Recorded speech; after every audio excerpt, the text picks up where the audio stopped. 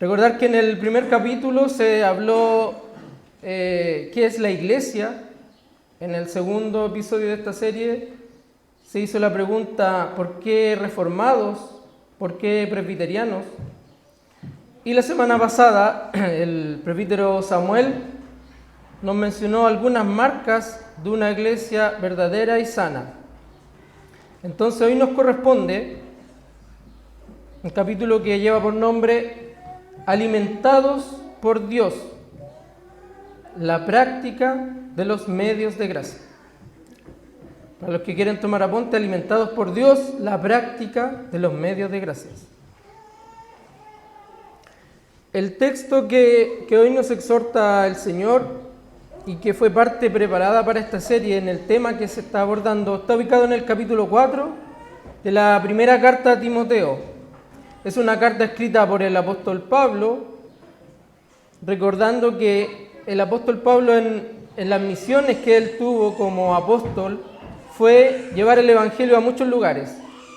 Entonces él tenía como misión crear iglesias, plantar iglesias en distintos lugares. Y acá nos enmarcamos en una iglesia que estaba en Éfeso, la cual comenzó a tener una serie de problemas, dificultades, por culpa de falsos líderes que empezaron a enseñar falsas doctrinas y a practicar falsas cosas. Entonces Pablo se enteró de esto, se preocupó y envió a uno de sus más fieles discípulos, entrenado por muchos años en estas misiones, que es Timoteo.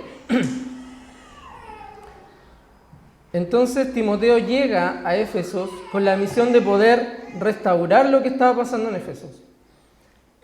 En el capítulo 1 de esta carta hay instrucciones concretas de abordar la problemática que estaba ocurriendo, de confrontar a estos líderes, incluso los nombra, para que ustedes después puedan repasar, hay nombres de los líderes que estaban haciendo malas cosas en Éfeso.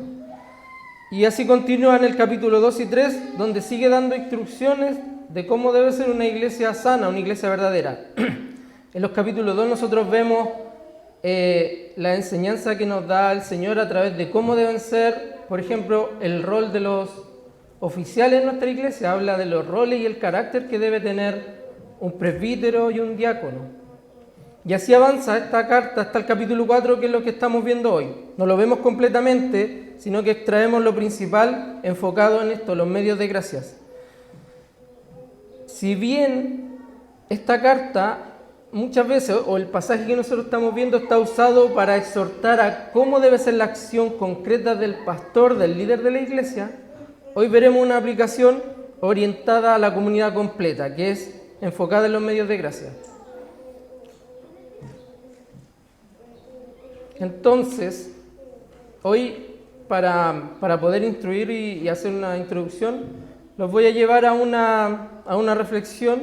Como introducción dice: vivimos en una cultura obsesionada con las dietas y los programas de ejercicio. Todo esto para el bienestar físico. Buscamos el secreto de una vida mejor. Imaginemos a dos personas que quieren mejorar su salud. La primera se obsesiona con las fábulas profanas. Gasta su dinero en suplementos mágicos que vio en internet. Prueba dietas extremas que prometen resultados en 3 días y sigue a gurús que venden energía, pero no nutrición. La segunda persona hace algo mucho más aburrido. Va al supermercado, compra verduras, frutas, proteínas y agua. Come balanceado, va al gimnasio, establece una disciplina 3 veces por semana. La pregunta es: ¿quién tendrá una salud a largo plazo? La respuesta es obvia. Pablo nos advierte que la iglesia de Éfeso estaba llena de comida chatarra espiritual. Hoy es igual. Tenemos tendencias, videos virales, teología de la prosperidad, frases motivacionales vacías. Son las fábulas del siglo XXI. Dios, en cambio, nos ofrece un menú simple, profundo y ordinario. Su palabra, sus sacramentos y la oración son el alimento real para la piedad. y que dura para siempre. Por eso este sermón hoy lleva como título Alimentados por Dios, la práctica de los medios de gracias. Iremos recorriendo estos versículos de manera temática expositiva y enfatizaremos en 4 puntos. Esto quiere decir que no es secuencial en ir revisando cada uno de los versículos, sino que vamos a tomar ideas de distintas partes de los versículos y vamos a ir saltando en ellos para organizar una idea más entendible. Entonces nuestra identidad como creyentes se basa en ser nutridos por Dios y disciplinados para la piedad. Dios ha ordenado medios específicos y ordinarios, que son 3, su palabra, los sacramentos y la oración, como alimento. Y el gimnasio, son el alimento y el gimnasio para nuestro crecimiento espiritual. El punto 1 dice el crecimiento espiritual y los medios de gracias.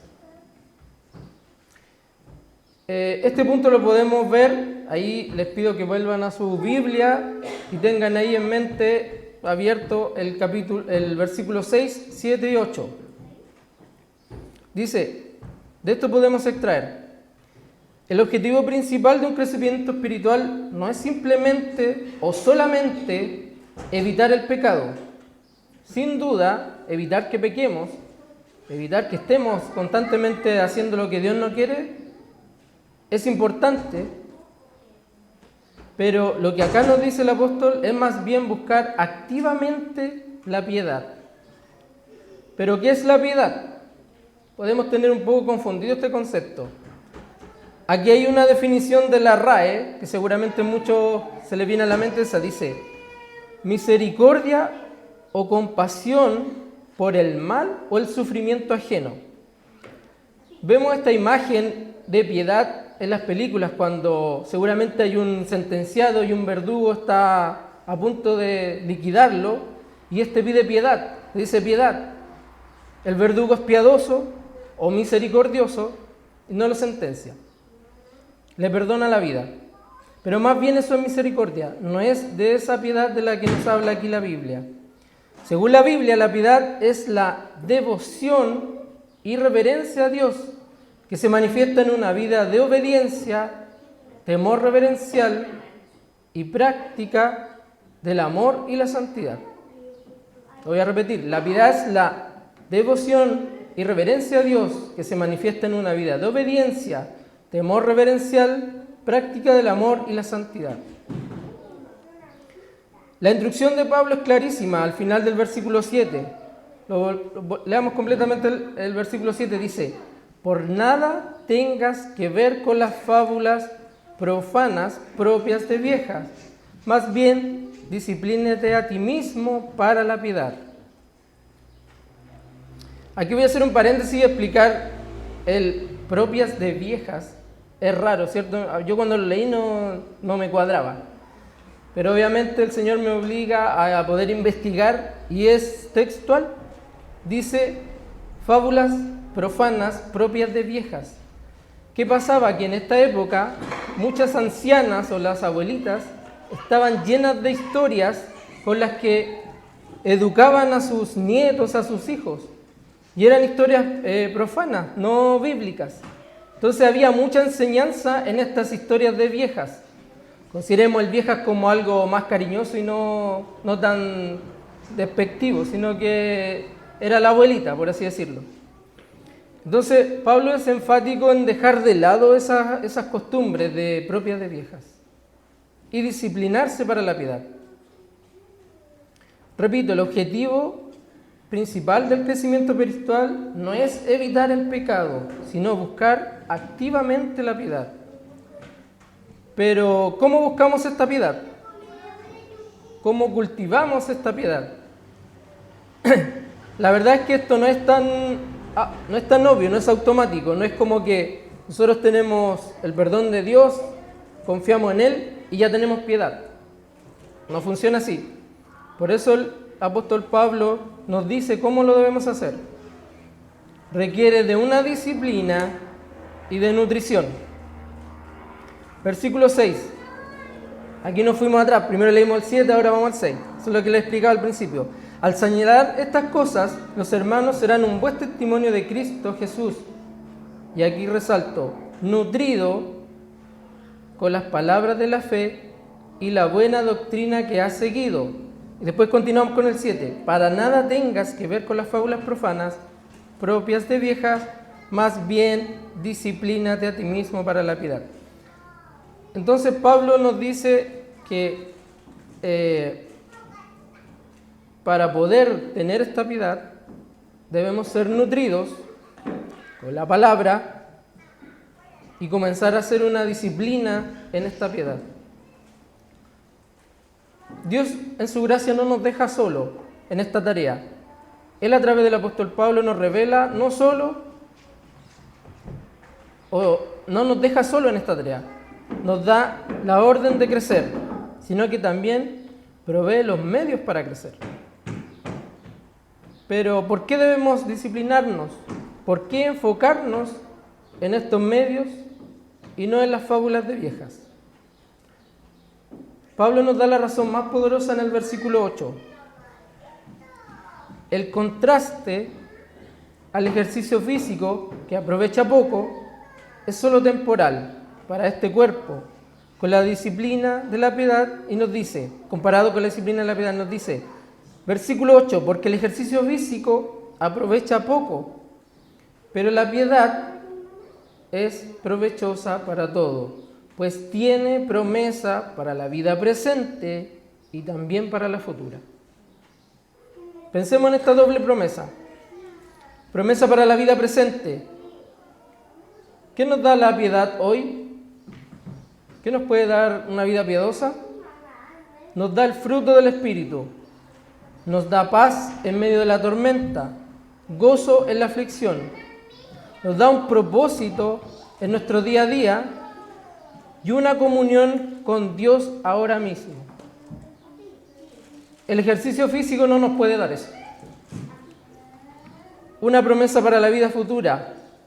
Esta es la vida eterna, en nuestra glorificación, nuestra herencia incorruptible, que no se rompe, que no se cambia.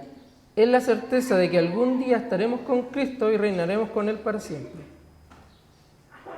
El ejercicio físico, en el mejor de los casos, te da unos años más de vida presente. Sin duda, hacer ejercicio es bueno, no creo que entiendan que no se va a hacer más ejercicio, es bueno. Pero es la comparación que hace el apóstol.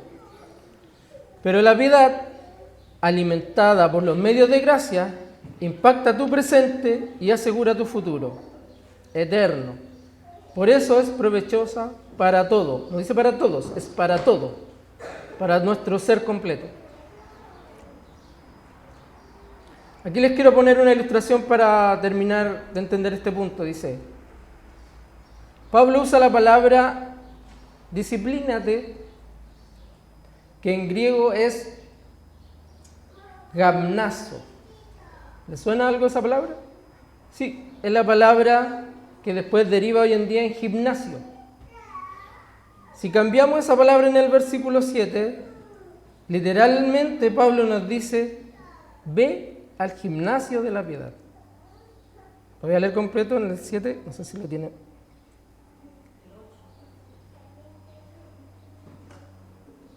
El 8, sí. Perdón.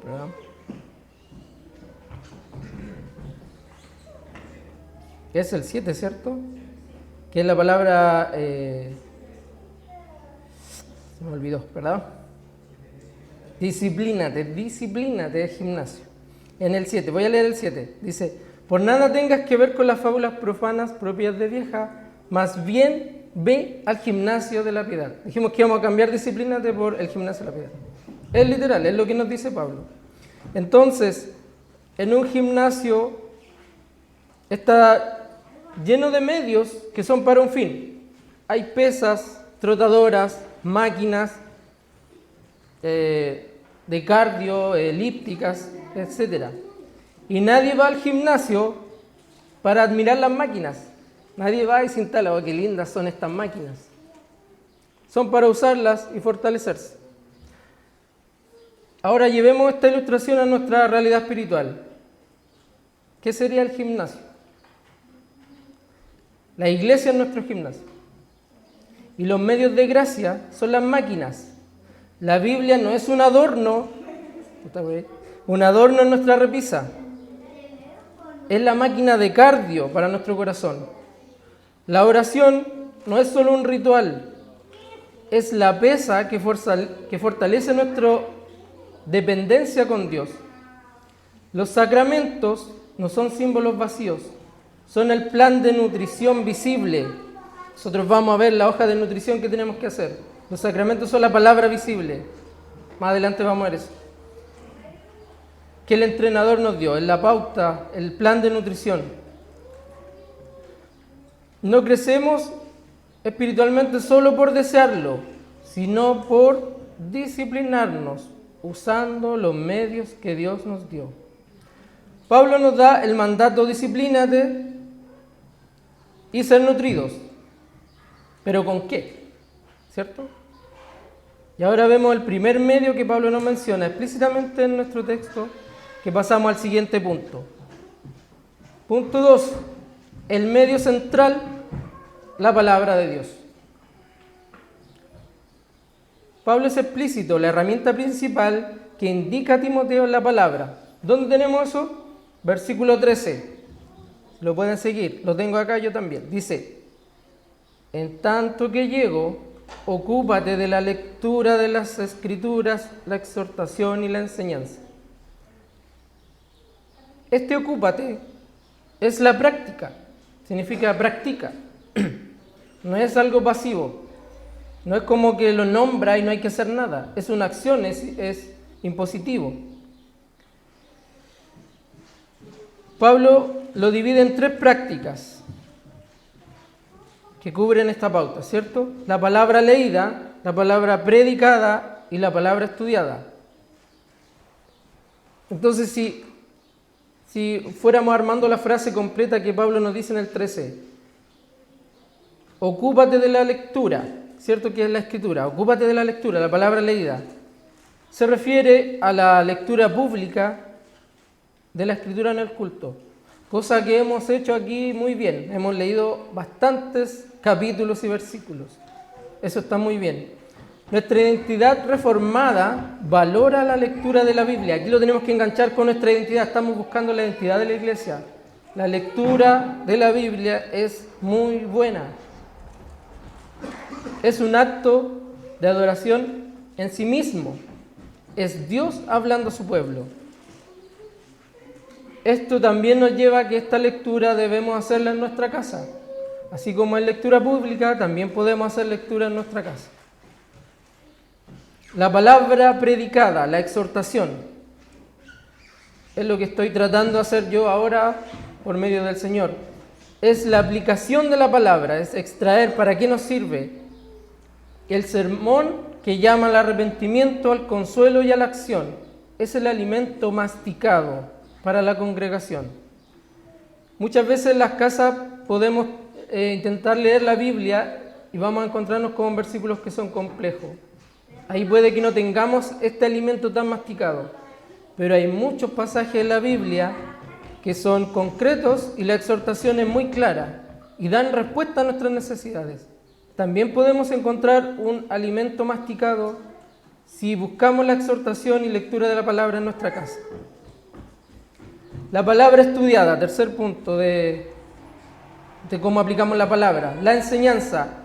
Esta es la doctrina mencionada en el versículo 6, la sana doctrina o la doctrina, la buena doctrina. No solo el qué hacer, sino qué creer. Es el fundamento de nuestra fe, lo que nos nutre y nos guarda de las fábulas.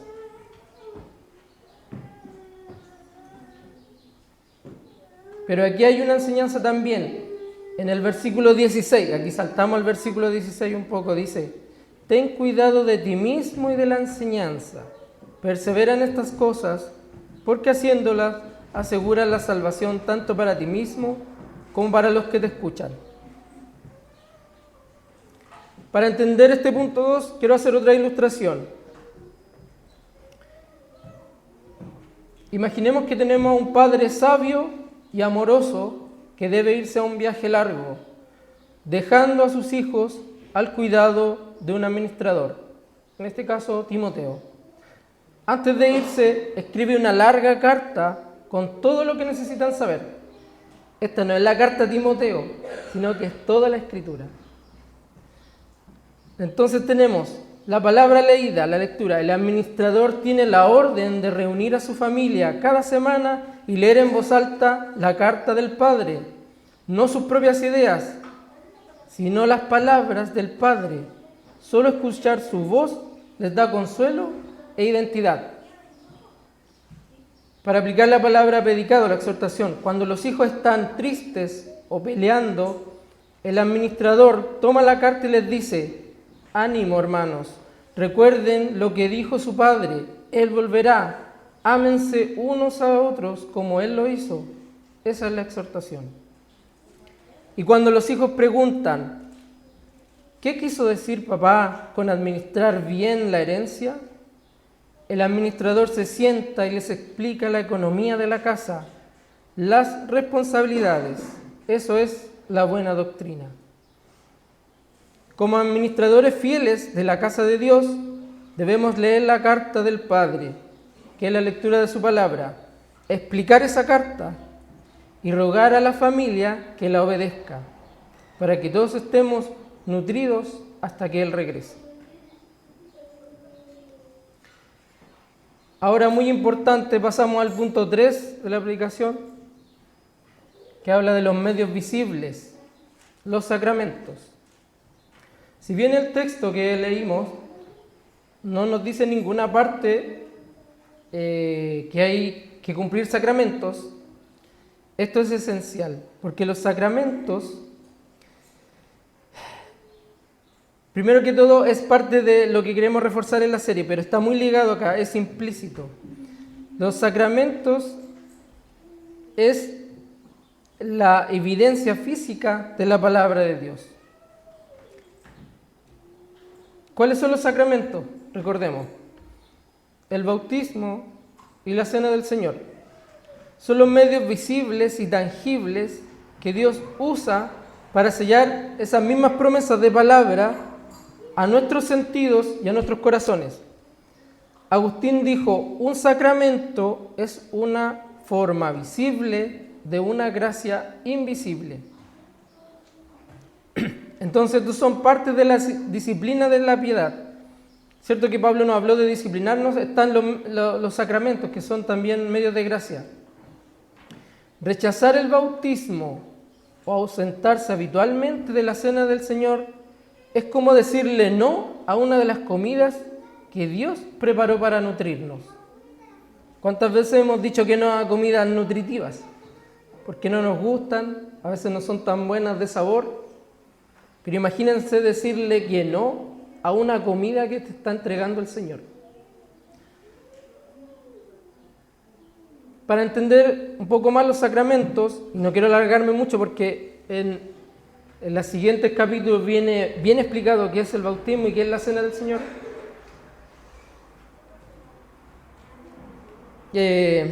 Tengo aquí otra ilustración. Cuando una pareja se casa, se hacen votos. ¿Qué son los votos? Son palabras que ellos pronuncian. Si lo llevamos a nuestra reflexión ahora, es como la palabra predicada. ¿Y qué viene después de los votos? Intercambian los anillos, ¿cierto? Largo ya. Entonces entendamos como el anillo no es el matrimonio, pero es una señal visible, es tangible, lo tocamos. Un esposo cuando se despierta en la mañana no crea su matrimonio en el anillo, sino que lo mira y recuerda el pacto que hizo. Los sacramentos son así, son la palabra visible. Cuando dudas de tu pertenencia, el bautismo, que es como un anillo puesto en ti, ahora imaginemos que nos ponemos un anillo completo en el cuerpo, eso es el bautismo. Es un sello, es la marca de saber que pertenecemos al pacto de gracia. La cena del Señor, cuando te sientes débil y tu fe flaquea, vienes a la mesa de Cristo y Cristo te da una palabra tangible, el pan y la copa. Él te dice, no solo a tus oídos, sino a tus sentidos, a tu boca. Mi cuerpo fue partido por ti, mi sangre fue derramada por ti. Soy tu nutrición. Es nuestro alimento espiritual tangible que vemos, tocamos y sentimos.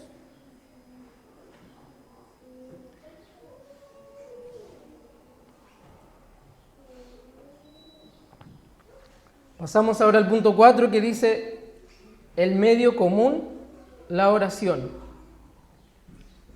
De nuevo, la oración no está explícita en los versículos que leímos, pero sabemos que es un medio de gracia. Pero tenemos que darnos cuenta que la oración es inseparable de la piedad. El apóstol Pablo es explícito en otros lugares. El apóstol Pablo es casi dueño del Nuevo Testamento en autoría. Nos manda en Tesalonicenses 5:17, un versículo bien corto, pero para que lo puedan aprender. Oren sin cesar. Ese es el versículo de Tesalonicenses 5:17. Una instrucción del apóstol Pablo, mostrándola como un evento en sí mismo, como la misma esfera, o sea, la misma atmósfera de la piedad. Para entender la oración como medio de gracia, es un medio de comunicación. Vemos que la palabra que leemos es Dios hablándonos y la oración es nosotros respondiéndole. Vemos también este patrón en muchos lugares. En Daniel 9, del 2 al 3, él lo que hizo inmediatamente luego de recibir una profecía. Dice, en el año primero de su reinado, yo, Daniel, pude entender en los libros el número de los años en que, por palabra del Señor, que fue revelada al profeta Jeremías, debía cumplirse las desolaciones de Jerusalén, 7 años. Versículo 3, volví mi rostro al Señor para buscarlo en oración y súplicas, en ayuno, cilicio y ceniza. Vemos este patrón, lectura de la palabra y oración. La oración es inseparable de la piedad. Sin oración es imposible. Sería como intentar respirar en un lugar donde no hay oxígeno. Jesús mismo nos advirtió sobre la necesidad de orar siempre y no desfallecer. Lucas 18:1 dice, Jesús les contó una parábola para enseñarles que ellos debían orar en todo tiempo y no desfallecer. Esta es la parábola de la viuda y el juez injusto. Entonces, la práctica de la oración individual es la disciplina personal de buscar a Dios. Jesús nos dio el modelo para esta disciplina personal. Pero tú cuando ores, entra en tu aposento y cuando hayas cerrado la puerta, ora a tu Padre que está en secreto. Eso está en Mateo 6:6. Es el modelo, Jesús es el modelo. Él mismo practicó la oración en muchos lugares. En Marcos 1:35 dice, levantándose muy de mañana, cuando todavía estaba oscuro, Jesús salió y fue a un lugar solitario y allí oraba. ¿Qué mejor ejemplo de un orador sin igual? Nuestro Señor Jesús. La práctica de la oración comunitaria. Vimos la práctica individual, ahora la práctica de la oración comunitaria. Como iglesia presbiteriana valoramos la oración comunitaria. El presbiterio, en el versículo 14 de lo que estamos leyendo, ¿se imaginan esa... Hoy me voy a ir para arriba.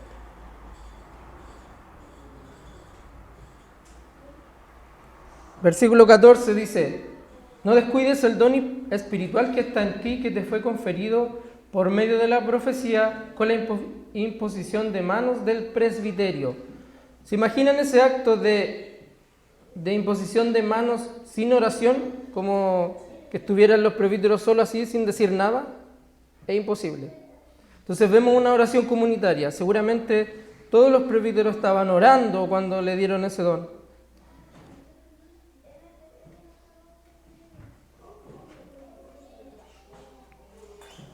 Dice, la iglesia primitiva nació y creció sobre esta práctica. Ellos perseveraban unánimemente en la oración. Lo dice Hechos 1:14. Y se dedicaban a las oraciones. Hechos 2:42. Es la promesa de Cristo. Donde dos o tres estén reunidos en mi nombre, allí estoy en medio de ellos. La oración es el medio de gracia que toma la buena doctrina. Convierte en comunión que la convierte en comunión y dependencia. Dependemos de Dios. Es el medio que Dios nos da para acercarnos. La palabra dice, acercarnos pues confiadamente al trono de gracia para alcanzar misericordia y hallar gracia para el oportuno socorro. Eso está en Hechos 4:16. ¿Cómo podemos entender ese versículo de acercarnos al trono de gracia si no, entendiendo lo que es presente, que es ahora? Es mediante la oración. Mediante la oración nos acercamos a Dios, a su trono de gracia. Para entender cómo funciona la oración, tengo otra ilustración. Dice, la palabra de Dios es Dios hablándonos. Es como inhalar el oxígeno puro de verdad y de gracia. La oración somos nosotros respondiéndole. Es exhalar nuestra alabanza, nuestra confesión, nuestras peticiones. ¿Qué pasa si solo inhalamos? Si solo tomamos aire. Inhalar sería escuchar sermones y leer la Biblia, pero nunca exhalar, pero nunca orar. Te inflas, si uno toma aire, te inflas y eso hace que te vuelvas orgulloso y te asfixias espiritualmente. ¿Qué pasa si solo exhalamos, si solo botamos el aire? Solamente estemos orando y pidiendo, pero nunca inhalamos, nunca leemos la palabra. Te quedas sin aliento, tus oraciones se vuelven vacías, egocéntricas y sin dirección. La piedad requiere de una respiración rítmica. Inhalar y exhalar constantemente. Inhalamos su palabra, exhalamos nuestra oración. Para concluir, hermanos, y nos vamos a enfocar en los últimos versículos, tengo otra ilustración. Dice, un hombre es contratado para mantener la luz de un faro en una costa que es peligrosa. Su trabajo es simple, mantener la lámpara limpia y llenarla de aceite para que los barcos no choquen con los roqueríos y se hundan. Recibe una provisión mensual de aceite. Pero un día, un visitante le pidió un poco de aceite para su lámpara. Él le convidó un poco. Al día siguiente, una familia le pide aceite para cocinar. Él, por ser generoso, les da un poco de aceite para que puedan cocinar. Pero esa noche se desata una tormenta inesperada. El farolero va a encender la lámpara, pero se da cuenta de que usó el aceite para cosas de lo que no estaba permitido. Y esa noche el estanque de la lámpara queda a mitad de llenado. ¿Qué ocurre? La lámpara del faro se apaga y esa noche varios barcos chocaron y se hundieron. Ahora les quiero preguntar, en esta aplicación, ¿quién sería Timoteo y nosotros? ¿Sería el farolero? No, somos Timoteo y nosotros, somos la luz, la lámpara que ilumina. Y el aceite es la enseñanza, es la palabra que nos nutre. Cuando recibimos una mala palabra, no tenemos palabra, esta luz se apaga. Dios nos ha dado la provisión, los medios de gracia, para una tarea específica, ser luz. No podemos distraernos, debemos perseverar en estas cosas. En el versículo 16 lo dice. Significa usar los medios ordinarios, la palabra, el sacramento y la oración, para la tarea extraordinaria, que es mantener el Evangelio brillando. Por eso Pablo no solo da un consejo sino que también exige la acción. Nos manda en el versículo 15, reflexiona sobre estas cosas, medita en los medios de gracias, dedícate a ellas, practícalos, persevera en estas cosas, no te detengas. ¿Pero por qué esto es tan urgente? Porque Pablo nos da otra promesa solemne en el versículo 16. Leamos el último versículo, dice: ten cuidado de ti mismo y de la enseñanza, persevera en estas cosas, porque haciéndolas aseguras la salvación, tanto para ti mismo como para los que te escuchan. Sí, escuchó la palabra salvación, pero hay que aclararlo. Como Iglesia Reformada no sabemos y estamos absolutamente claros que en este versículo la salvación que dice no habla de la salvación de la vida eterna, de la salvación de nuestras almas. Porque somos claros en esto, como dice Efesios 2:89, porque por gracia ustedes han sido salvados por medio de la fe. Y esto no procede de ustedes, sino que es don de Dios, no por obras, para que nadie se gloríe. Entonces, ¿cómo contrastamos con esto? Lo que aquí quiere decir esta palabra no es que se asegure la salvación, sino que está en un contexto muy arraigado con el perseverar, resguardar, mantener a salvo. Si se fijan, en la mitad del versículo 16 dice, persevera en estas cosas. Persevera preservando. Esa es la salvación, preservar, mantener, cuidar. No que se vaya a perder, sino que cultivarla. Pablo nos está enseñando que los medios de gracia son el instrumento que Dios ha ordenado para preservar a sus santos. Al preservar en ellos, damos la evidencia de que la gracia salvadora de Dios está obrando en nosotros. Y ser fieles a la enseñanza nos convierte en el canal que Dios usa para llevar esta misma gracia a quienes nos escuchan. El predicar el Evangelio, el contar la buena nueva, que estábamos condenados, muertos en delitos y pecados, pero Cristo tomó nuestro lugar en la cruz porque creemos que es nuestro Salvador. Eso es por fe, porque la fe viene del oír y el oír por la palabra de Cristo. Romanos 10:17.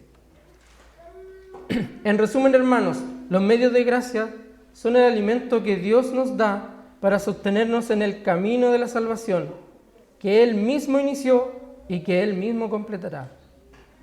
Nuestra identidad presbiteriana no se basa en fábulas ni en innovación espiritual. Se basa en volver con disciplina y gozo a los medios ordinarios que Dios nos dio. Su palabra que nos enseña, su sacramento que nos sellan y la oración que nos conecta. Dios es fiel en seguir entregándonos su aliento que nos nutre. Recibámoslo como corresponde, no lo rechacemos y asimismo dispongámonos a practicar los medios de gracia con disciplina. Oremos, hermanos.